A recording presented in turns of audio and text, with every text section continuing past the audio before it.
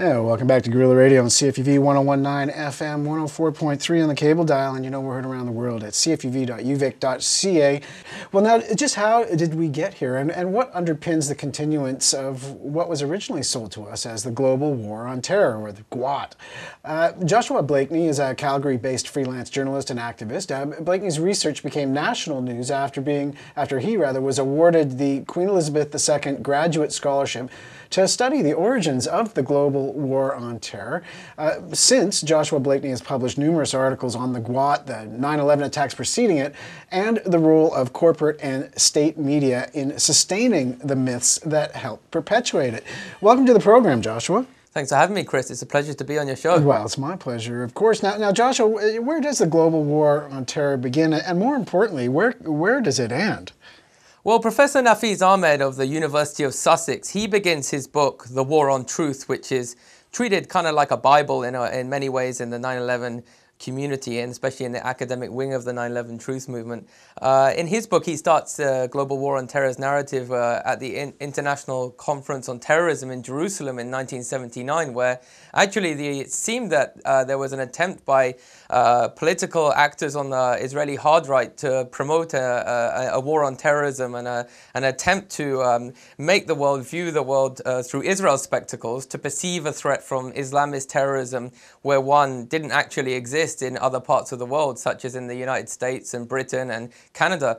Interestingly, you're more likely to die in the bath or from lightning than from terrorism, but yet we're engaged in an international war on terrorism when seemingly we should be engaged in an international war on bathtubs, but yet we're not. And so I think it's important to recognize that the war on terrorism, the kind of paradigm that we've been encouraged to see the world through, is one that emerged from Tel Aviv. And this is obviously quite a controversial point to make, but it's one that the empirical record supports. I have a book in my bag called Terrorism, How the West Can Win, authored in 1986, the year I was born, by Benjamin Netanyahu, no less, in which he's calling for a war on something called international terrorism. Now, it is true that Israel has a circumscribed and localized problem with terrorism. I think a lot of it brings it on itself, but that is a legitimate debate that can happen in Israel.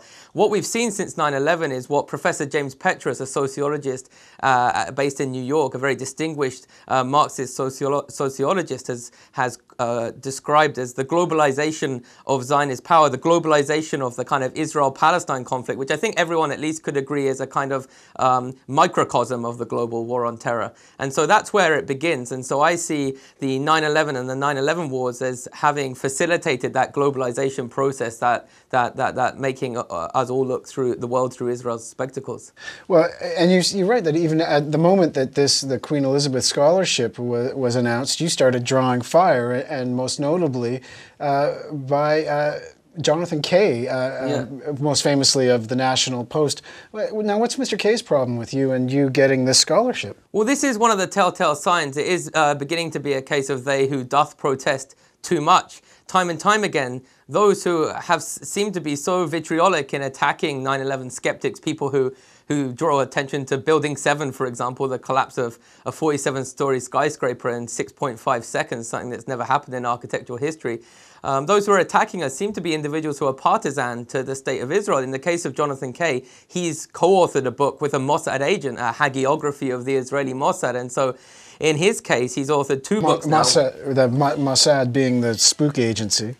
It's an apologetic for the Israeli Mossad. In the case of Professor Richard Falk, a very distinguished jurist who had his academic career at Princeton, he found himself being assailed by a group called UN Watch. UN Watch exists in the United Nations to apologize for Israel's crimes against humanity and war crimes. And he was assailed for merely endorsing David Ray Griffin's 10 exceptional scholarly works on this subject.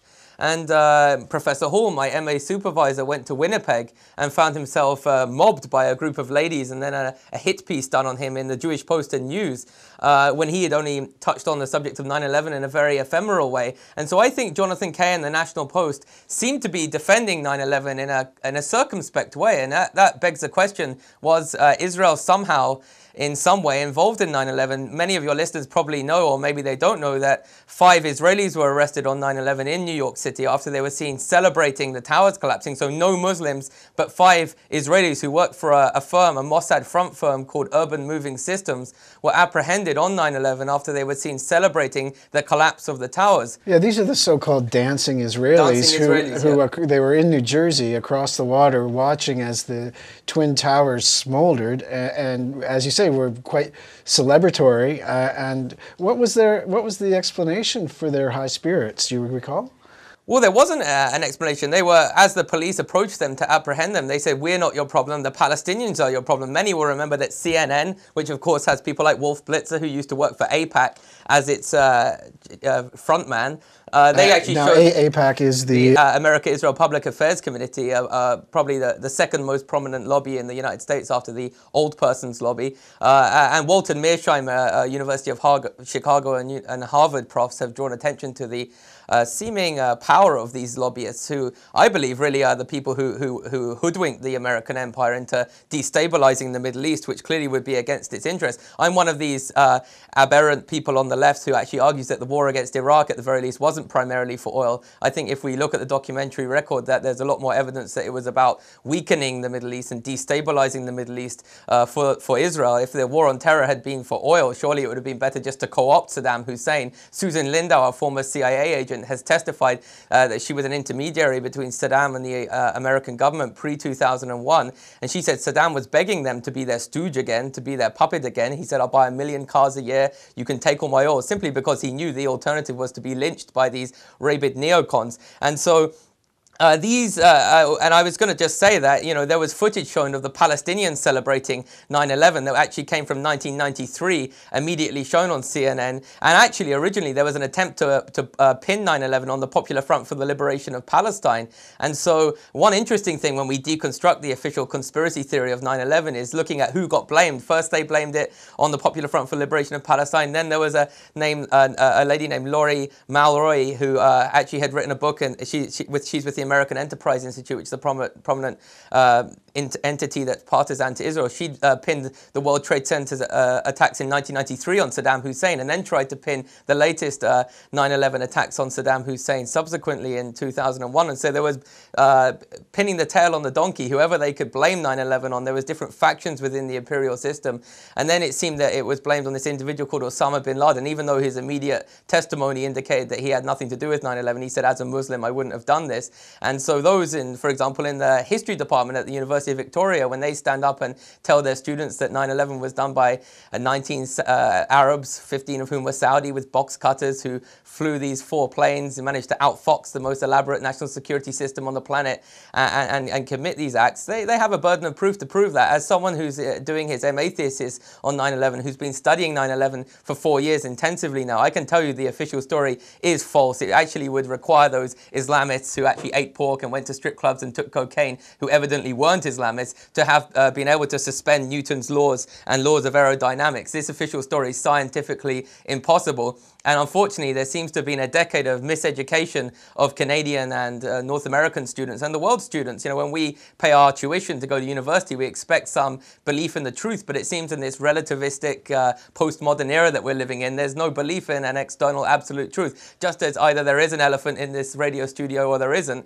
Likewise, whether a big Boeing 757 hit the Pentagon on 9/11 or whether it didn't, or whether there was explosives in the towers that brought down Building 7 in 6.5 seconds, or whether there wasn't, isn't a subjective matter. It either did or did not happen. Well, if you've just tuned in, and Jumbo, sit down, will you please? You're listening to Guerrilla Radio on CFUV 101.9 FM in Victoria, 104.3 on the cable, and cfuv.uvic.ca everywhere else. I'm speaking tonight with Joshua Blakeney. Joshua is, as he mentioned, an MA, doing his MA thesis on 9/11.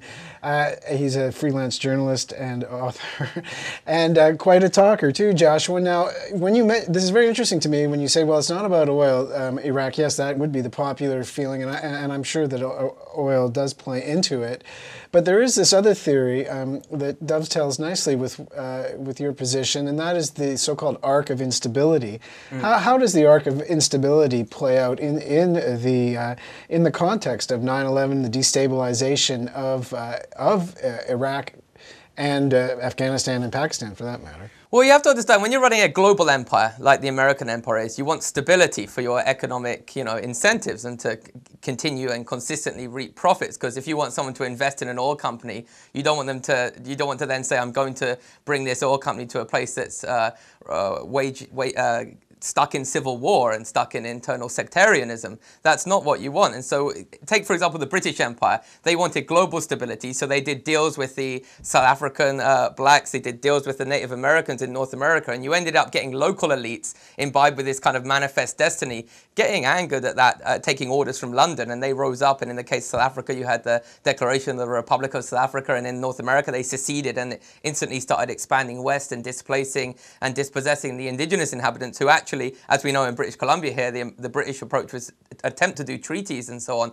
Likewise, the American empire, being a global empire, it wants to do treaties with the Arabs. It wants to go and prop up ensconced dictators and create stability for oil markets. That's why George Bush Sr. in the Gulf War #1 did not go and take out Saddam Hussein. In fact, if you look at what he said at the time, he was exactly right. He said, I'll create civil war on top of the world's biggest oil fields. I'm a representative of big oil. He wanted to go back to the status quo ante of getting Saddam to recede from Kuwait. The local elites, in this case, not the founding fathers of the United States, not the South African Afrikaners who have a similar mentality to the Zionists. In this case, in Israel, you have local elites who don't like America buttressing these Arab strongmen, because those Arab strongmen can, of course, sponsor the Palestinian cause, Palestinian resistance, to galvanize their own oppressed subjects and look internationalist. And moreover, they could turn their weapons on the Israeli cuckoo in the nest. From their perspective, Israel's a cuckoo in the nest. And in the case of Saddam Hussein in 1991, he fired 31 Scud missiles at Tel Aviv. I've been to Tel Aviv and seen the monuments. So evidently, propping up a dictator when you're safely ensconced in Texas, in Houston and Dallas in your oil companies is fine, as long as the profits can be reaped. In the case of Israel, it's disastrous, because these Arab strongmen can then turn on the local hegemon. And so I see 9/11, which seems to have Israeli fingerprints on it, as having facilitated a largely Israelocentric agenda. This is what Walter Mearsheimer, and don't believe me, look at Walter Mearsheimer of the University of Chicago and Harvard. Look at Stephen Snigoski, an esteemed scholar who's written the amazing book, The Transparent Cabal, or James Petrus, who approaches this subject from the left. If you believe the Iraq war is for oil, where's your proof that the oil companies were lobbying for this? There's actually little evidence. Once the genie was out the bottle and this process of destabilization began to be initiated in the Middle East, of fomenting civil war and a Rwanda type situation in the Middle East for the sake of fomenting civil war. Of course, the opportunists in the elite all had to jump on the bandwagon. I'm saying that there's no evidence that oil companies were involved in 9/11. There's no evidence they lobbied for these wars. They may have jumped on the bandwagon that was provided for them by the likes of Richard Pearl, Douglas Feith and Paul Wolfowitz, both of whom lost their security clearances in the 1980s for passing classified documents to Israel. Michael Ledeen, who helped to broker the Iran-Contra dealings, who's a credibly accused Mossad agent himself. Of course, in Iran-Contra, we saw Israel arming Iran. Why? Because Iran's further away from Israel and therefore can act as someone who could attack Iraq, who was more of an egregious threat to the state of Israel. And I think it's important on the left for us not to misdiagnose the problem. I don't like to have to talk in ethnic paradigms, and I try to talk in the language of imperialism. I'm a Marxist myself. I like to look at the world through the rulers and the ruled, the exploiters and the exploited. But we have to diagnose the problem accurately. And if we're going to diagnose the problem, we have to recognize that within the US imperial system, there's this traditional Anglo-American kind of global empire personified by Zbigniew Brzezinski, who says, why these crazy neocons want to take out Iran and the Saudis? We need to focus on the real enemies of the American empire, China and Russia, for a global hegemonic order for the American empire. In the case of local elites and their proxies in the United States like Wolfowitz and Feith, they say bomb Iran, bomb Iran. That's what they say. Well, Joshua, then what changed? I mean, all of these actors that you mentioned, the well-known neocons, how did they get so close to power? I mean, the American establishment, the power establishment, wouldn't just let this happen by accident. I mean, there had to be some agreement before all of these events took place that, okay, we're going to change directions. What happened? Well, no, there wasn't agreement. If you look at George Bush's tenure, George Bush Sr., George H.W. Bush, he resisted this. He said, and Brzezinski, a prominent U.S. empire builder, he denounces the Israelis. He says they're not only doing stuff that's bad for the American empire, they're doing stuff that's bad for Israel in the long term, bombing Iran and creating. So do you think that there's separate camps then within the American power elite, that there are competing interests, and that those competing interests are so starkly drawn that you can have a father and son represent the different wings definitely. of these competing interests? Definitely. I mean, I just went through Craig Unger's book, The Fall of the House of Bush, and he goes into how George Bush Jr. always had an inferiority complex with his dad. His dad went to the kind of modernist, East Coast universities. He's an East Coaster. He believes in kind of rational empire building done not through the paradigm of religion or, ethnic imperatives. George Bush Jr. is quite different. This is a big mistake. I mean, how many of us are like our parents? I mean, think about it. This is a big mistake on the left to conflate George Bush Jr. as being his interests as being synonymous with those of his father. I can't believe that personalities really are the engine of American politics. For me, I think that these presidents, they should, as Kurt Vonnegut said, they should be provided a child steering wheel so that they remember that they can only pretend to be driving the ship of state, and they're not really doing it. But speaking of Mr. Bush now, Joshua, he's, George W. at least, is going to be with Bill Clinton, where there's this sort of strange relationship between the Bush and Clinton clans. He'll be holding hands with former President Bill Clinton in Surrey on Thursday. Well, I agree with you what you just said as well about personalities. I mean, I think these guys are largely mouthpieces. They're actors who do this for a few years, play a role, and then come and collect their lucrative paychecks afterwards for doing speaking events like this. So I'm not, of course, saying that George Bush is the person who behind the scenes pulling the strings. It's those who obviously own capital within different factions and have different agendas. In the case of George Bush, it's evidently illegal. The Crimes Against Humanity and War Crimes Act is unambiguous that credibly accused war criminals, let alone self-confessed torturers in the case of Bush, are inadmissible to Canada. We had Dick Cheney in Vancouver a couple of weeks ago. George Bush is a recidivist. He comes back time and time again into this country. And indeed, we're not primarily protesting George Bush, but rather protesting the law enforcement system that isn't doing their jobs, right? In Canada, in the case of this, as activists are the conservative ones, because we're merely saying law and order, thank you very much. We want the law to be upheld. We want the laws that we're not doing like Martin Luther King and saying we want to disobey the law, do civil disobedience because the law's unjust or racist. We have a just law. They seem to only want to use it against people in from Rwanda, like genocidaires like Munyaneza in 2009, who they prosecuted under the Crimes Against Humanity and War Crimes Act. A guy in Lethbridge recently from Guatemala got rounded up. So they want middle managers in the empire, but they don't want to use the law on the emperors and apply the law consistently as presumably a country that has the rule of law ought to. Well, and so now Bush will be arriving, perhaps. He's back down. He similarly was going to visit Switzerland some months back and then changed his plans because there was rumblings of arrests for the very same reasons and causes as you and others are saying he should be held by the Canadian authorities. What about, Joshua, what about Canada and Canada's role? There's been no 9/11 investigation of the, what was it, 24 Canadians killed on 9/11 of 2001.